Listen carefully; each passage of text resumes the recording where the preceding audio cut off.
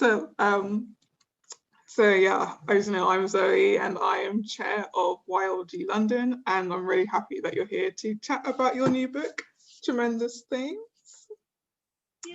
So it was very, I loved it. I laughed, I cried as well, obviously, but it was, such a great read.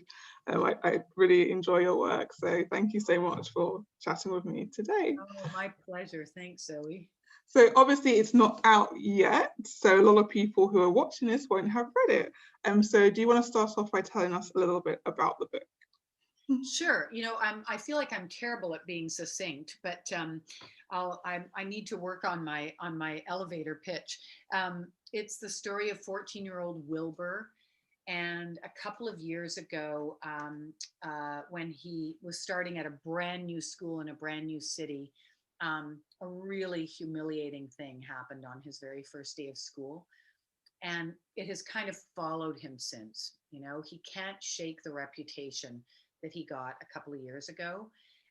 So he kind of tries to make himself smaller. He's got a friend at school, but that friend has got a new boyfriend, so he doesn't get to spend a lot of time with him. His other best friend is his 85-year-old neighbor, Sal, and they go to seniors aquasize together and stuff like that. He lives with his two mums, who he calls the Mumps, Mum and Mup. And early on in the book, he's in band. He plays the triangle. They have an exchange trip with a band from Paris. And those students arrive in Toronto, and his billet is a boy named Charlie. But he finds out that Charlie is actually a girl, Charlotte. And he falls quite head over heels in love with Charlotte. He just thinks she's absolutely wonderful. And those feelings aren't really reciprocated. So after those kids go home, there's a few months before they head to Paris, and his friends band together and decide that they're going to try to make Wilbur the best version of himself that he can be, mostly from the inside, to help him gain confidence, etc. And so then they go to Paris, and does he get the girl? I'm not going to say. We're going to try and avoid spoilers so people can enjoy the novel. Yes. So as I mentioned, it's a funny book as well as a sad book, and you've got a lot of very serious kind of themes and subjects in there. How do you as a writer kind of balance that with talking about some of the serious issues, but still make it funny? It's funny. I've thought about this a lot because I find it's especially hard to talk about humor. Like, how do you do humor? And I think, God, how do you articulate how you do humor? And I've thought about a couple of things. One is that my books are all first person narrative. And I think that really helps because I can really get into the head of my character. And so a lot of the thoughts that my character is having might be funny to us, the reader. They're not funny to Wilbur, but they can be funny to us and his view on the world. Mm-hmm. And then I also think there's something about specificity, like that I try to get as specific as possible in terms of detail with my characters. So things like the fact that Sal and Wilbur, I mean, they could just hang out, but they go to aquasize for seniors, and suddenly that does allow for some humor. The thought of this 14-year-old boy going to a class full of 70 plus people, an idea that I actually stole from Andersen Press's one of their old publicists, Harriet Dunley, by the way. She knows I did. I love that balance of comedy and drama, because I feel like the dramatic moments have more impact if you've just been laughing, and then suddenly you're punched in the gut. And I love reading stuff like that. I love watching stuff like that on TV. So I do that in all of my books. And I guess it's just really what I'm drawn to. Yeah. I think what's really great is how authentic the characters are. As teenagers, they actually read like 14-year-olds and they're concerned with 14-year-old things. So although some things may be a bit shocking, like, you know, he's especially when his parents like his mom's giving him condoms when he goes to Paris. But actually that's kind of like, there are parents who do that. It's quite realistic, you know. But there's also like parents that might be a bit shocked by it, like, oh no. But I think teenagers would be like, oh, imagine if my mom did that. I think that's quite nice. And as I say, the voice of the teenagers are very authentic. How do you find that authenticity? I mean, you hear about authors who kind of spy on kids on the bus or something. How do you find the voice for your teenagers? Well, I don't really spy on kids on the bus. I guess that might that might just sound a little creepy. But certainly, you know, I feel like I was lucky when I was younger, and that my son, who's now 24, I did get to spy, you know, just in the schoolyard and when his friends were over and stuff like that. But I think largely, you know, because obviously I'm nowhere near that age anymore, but I think it's just about getting into the head of your character more than anything. And so I do feel like a part of my brain kind of stopped growing at about age 13. So I feel like I'm able to tap into a lot of those emotional memories and just feelings of being that age. And then, of course, you know, when I'm done, when I have a manuscript that I'm happy with and that my publishers are happy with, I do then get various readers. I mean, I'll get authenticity readers. You know, for this book, I had, you know, I had some young gay readers to read the book, because of course I've got some gay characters. I have some, you know, a number of sets of lesbian mum friends who read for authenticity for the mumps, and you know, a Persian reader, etc. And then, you know, within that category, a number of those readers are young. So they save me from doing anything, I suppose, particularly embarrassing, or, you know, using a reference that's so old that nobody would know what I'm talking about. And I try not to use, you know, too modern slang either, just because then the book can quickly date itself. Yeah. No, it's really good. I mean, Wilbur, I love his character, and I love the fact that he has his favorite book, Charlotte's Web. And despite the fact that he's a teenager now, he hasn't forgotten the impact of that book on him. Why did you choose Charlotte's Web as the book for Wilbur? Yeah, that was I think that was a long time coming, actually. I'm trying to remember. It's interesting. I'm trying to remember if that was in my very first draft, because the book changed a lot over time. I knew, I mean, there's so many great messages in that book. I think it might have actually started with the letters that he wrote to E.B. White. And it might have been that I was on a bit of an E.B. White kick myself right then, because I was reading them. I'd found this old book somewhere, the letters of E.B. White, and I had been reading some of those. And then there was this beautiful children's middle grade book by Melissa, I want to say her name's Melissa Little, and I fear I might be getting her name wrong, but she wrote a book called Some Writer, because in Charlotte's Web, Charlotte writes in her web, some pig, according to, you know, about Wilbur. And it was just a beautiful book about E.B. White. And I wanted him to have written these letters that Mom wrote back as E.B. White, as just this sort of, you know, weird betrayal and kind of uber helicopter parenting, I suppose.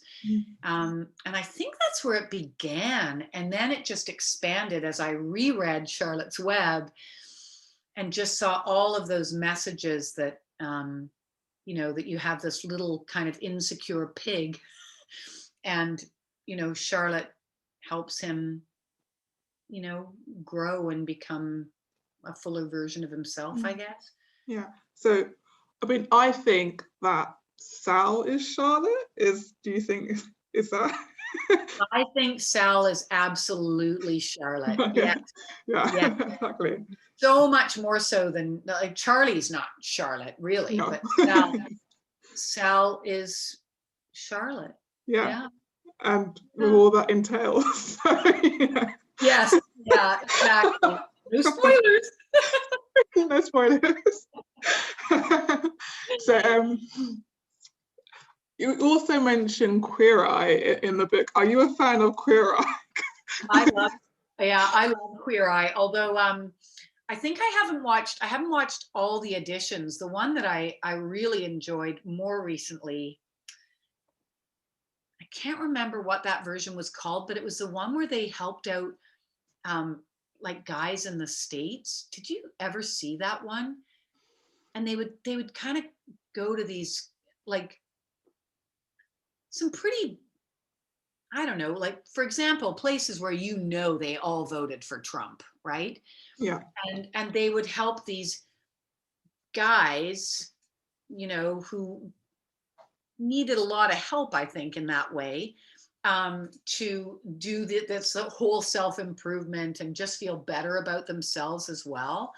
And it was super compelling. I mean, I loved watching it, and there was always that blend of laughing and tears and all the rest. And the guys were always so grateful for the team. So yes, I like Queer Eye. Do you? I've actually never watched Queer Eye, but now I kind of want to watch it because I think, Yeah. I mean, I think the messages in the book are really important. And Yeah. what do you think are, like, you want your readers to take away from the book? What do you think the most important lesson is? I think for me, what I wanted to do, let's see if I can articulate this. Like, you know, I think in a day and age where we talk a lot about, you know, toxic masculinity, I feel like there are, and I know a lot of these men, I think we all do. We know a lot of wonderful men who, that there are many wonderful ways to be not just a man, but a human being, you know, a human being who is, oh, that's somebody at my front door. This is the perils of working from home, right? I won't answer the door, Zoe. I will stay with you. Thank you. But the, sorry, and now I'll just have to refocus. But there are so many ways of being brave, of being of being courageous, of standing up for what you believe in, and being, you know, without violence or anything like that. And I feel like Wilbur is a wonderful example of a human being, of a man. You know, he just doesn't see that himself. Yeah. And yet everything he does, he's so kind to others. He's so kind to Alex when he shows up at his school. His friendship with Sal, you know, and that he's never embarrassed by having this 85-year-old man as a friend.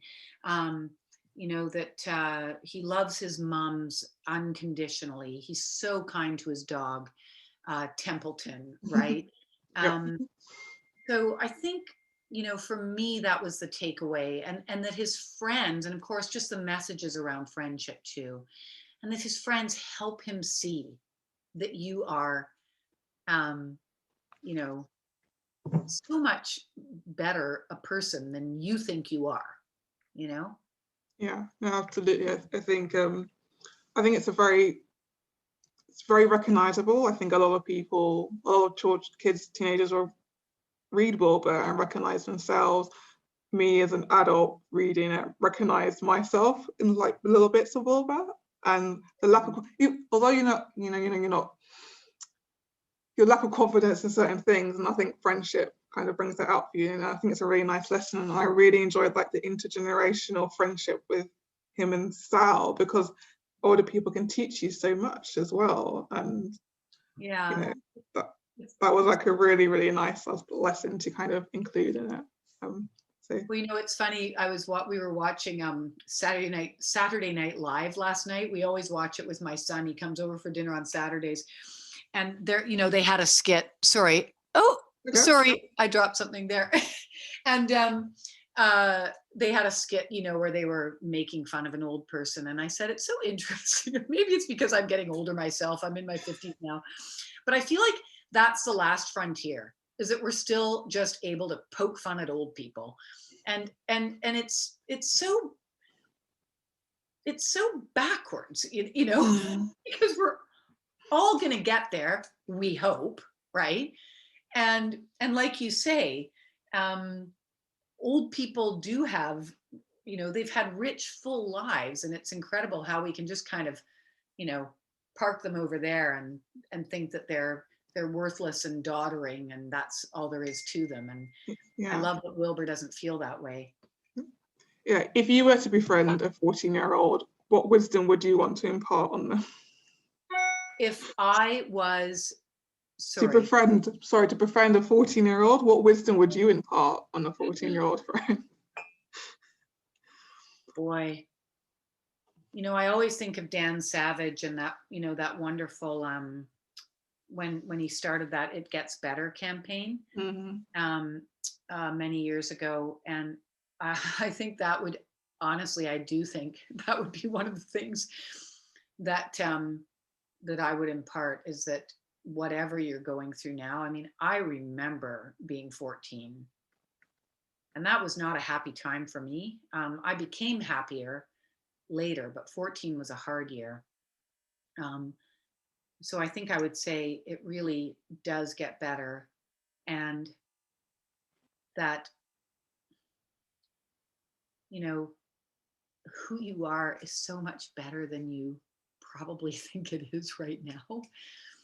But those are such hard things to convince someone of, you know, when you're through the other side. It's hard, I think, sometimes when you're living it. And that's not to say there's a lot of very confident 14-year-olds, but it is a tumultuous time, right? For sure, absolutely. Yeah. As well, obviously, it's a novel, but you do write some poetry in the book. Wilbur writes poetry. Possibly not that great poetry quite yet. What? How did you find that? Was it a specific choice to have the poetry rhyme? Because it doesn't always rhyme. Some of the poetry is like bravery doesn't actually rhyme. Is that because he's developing and maturing as a person, or his poetry is developing as well as he's changing as a person? How was that process for you? Well, I figured that he experimented a lot with the type of poetry that he wrote. And I can say I did have a lot of fun with that, because, and I think that's, you know, my characters they are absolutely works of fiction, but that aspect, I think I did lift a little bit from my own teen years, because I have boxes of just hilariously bad poetry that I wrote when I was in high school. And I would send all my poems off to 17 magazine, and they would send me back rejection slips. I just got, all I got was rejection slips from 17 magazine. But, you know, I also think that it's often a place where a lot of writers start, right? Like, I wrote bad poetry in high school, but now I'm a published author because I actually stuck with it. And, you know, I clearly did have a real passion for writing. So I feel like there's actually hope for Wilbur and his writing, even though what we see in the novel is, you know, pretty fourth rate. But I had a lot of fun writing those various poems. It was very earnest, I think, and especially the Charlotte poem. Which was one of his better ones, actually, I thought. It was. No, I agree. Yeah. Well, I did enjoy, especially that you use introductions for some of the chapters using some poetry verse. novels to kind of tell Yes. us what was going to happen as well. Yeah. in Yeah. that chapter. I Yeah. thought it was quite a cool way to do it. Yeah. I mean, another thing you did is letter writing is quite important in the story as well. So, you know, Sal says that no one writes letters anymore, so Wilbur writes letters to Sal when he's in Paris. Also, Wilbur wrote a letter to himself in the beginning of the novel, which was the incident, which kind of sadly he took along to high school with him. If you had to have got Wilbur to write another letter after he'd done worked on himself, what do you think would be different? What would he say differently? Well, I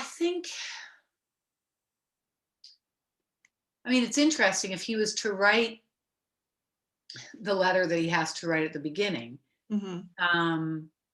about who he wants to be. Yeah. I think there would be much more of just an underlying confidence, I suppose. I'm not saying that he's like a fully confident person yet, but I think he would feel very, very more comfortable in his own skin. I mean, he's been through a lot at this point.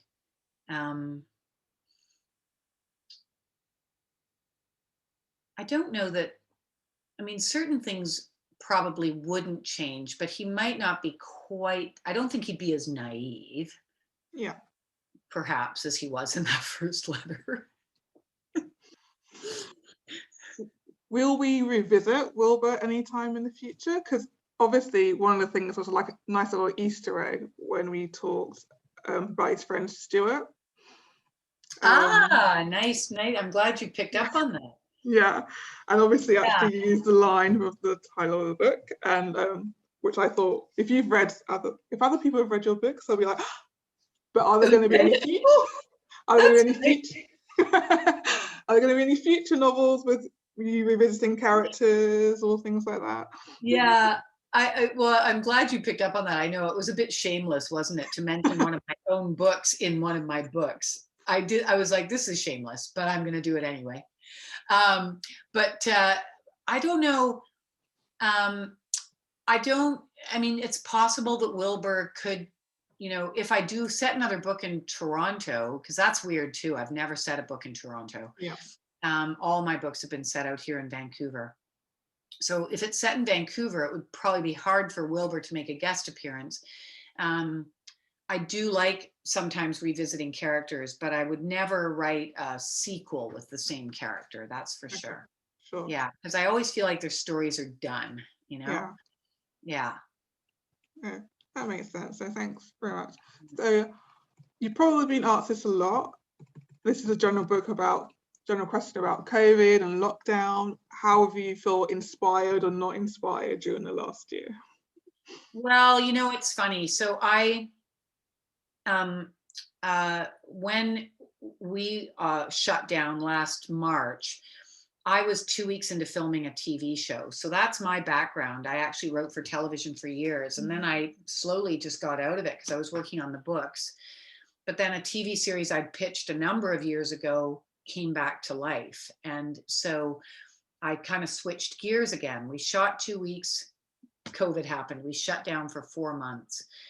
And during those 4 months, I really tried to get into writing the beginnings of a new novel. I couldn't do it. I couldn't do it. I just was not in the headspace.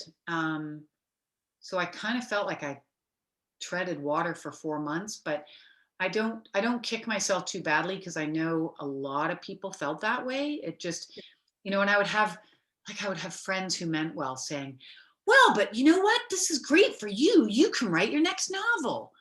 And I was thinking, oh my God, if only it were that simple. And then the TV show, we got to go back into production. We finished season 1 and now we're actively in pre-production for season 2. We start shooting in 4 more weeks. So, you know, I've been plucked right out of the book world for the time being. And I've been very creative, but it's been in another genre entirely. Yeah. So I've been very grateful, because you just have to keep going in TV. Like, you can't go, I'm not feeling it today. It's like, well, we're shooting next week, so you better feel it, right? So I feel lucky that way, that I've actually been really, for the most part, aside from those 4 months, I've been very creatively occupied, just not in the book world. Thank you so much for answering my questions. It's been really Oh. great. So to finish us off, would you like to read a bit from Tremendous Things for us? I would love to do that. And I thought what I would do is read the opening chapter. It's only 3 pages. So I think that's, does that sound appropriate? That's a great amount. Yeah, thank you. Yeah. I don't know how long it is. I haven't timed it, but it can't be very long, because it's just 3 pages. Okay. The Mumps believe that we all have a handful of defining moments in our lives. Their number one defining moment was the night they met each other 16 years ago at a screening of the Rocky Horror Picture Show in Vancouver. Dr. Frank N. Furter had just declared a toast. Mum threw her piece of toast at the screen and hit Mup in the back of the head. The rest, as they say, is history. They've been madly in love ever since. It has a happy ending, which I think we can all agree is the best kind of story. My number one defining moment doesn't have a happy ending. In fact, it hasn't even ended. The moment in question happened 2.5 years ago on my first day of 7th grade. We'd recently moved to Toronto, so it was also a brand new school. Oh, and it was also my first school ever. Aside from a disastrous few weeks in kindergarten, I'd been homeschooled my whole life. But when we moved from Vancouver to Toronto, we made a family decision. It was time for me to get educated and socialized in an actual brick and mortar building filled with actual flesh and blood kids. Mum and Mup, collectively known as the Mumps, walked me to Pierre Elliott Trudeau Junior School that first morning in September. They hugged and kissed me and cried a little right out front as all the other kids streamed past, which, now that I think about it, probably wasn't the best optics. What I remember most about entering that massive old red brick building for the first time was the noise. I'd been around other kids before, obviously, but we're talking 10 to 15 kids at a time, tops. The halls of PET Junior School were packed with hundreds of kids, shouting, laughing, banging locker doors, running, even though there were signs telling them to walk. My first instinct was to turn around and march right back out. But I thought of what Mup had said the night before when I couldn't sleep. Remember, Will, she'd said, new beginnings bring new experiences. So I kept moving. My pits were dripping with fear sweat by the time I found my classroom. Our teacher, Mr. Markowitz, stood by his desk. I can still picture him in his brown suit, the shoulders dusted with dandruff. He gave us an assignment. Write a letter to yourself. Describe who you are today. Then write a list of goals you hope to achieve by the time you graduate high school. Place your letter in the envelope provided, write your name on the front, and seal it. The letters will be locked into the school's time capsule. And remember, he continued, you can be completely honest. These letters are for your eyes only. They'll be returned to you, still sealed, 6 years from now on graduation day. I was determined to do exactly as I was told. So I was completely honest. After school, Mr. Markowitz carried the sealed letters from our classroom to the time capsule, which wasn't really a time capsule at all, but the safe in the principal's office. It was a short walk from our homeroom, down a flight of stairs and to the left. But at the top of the staircase, according to a reliable eyewitness, Mr. Markowitz stopped to scratch his balls.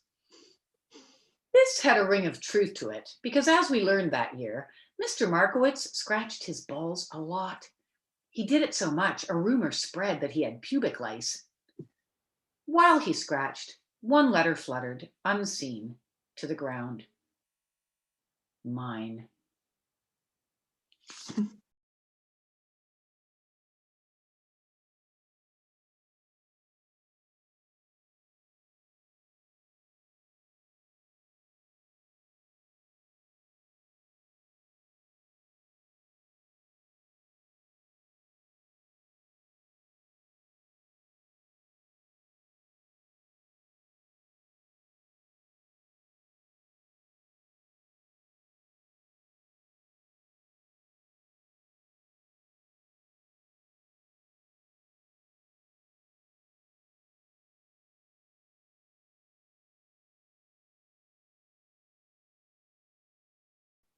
Thank you so much. That's so great. Thank you for answering my questions and for reading that so well.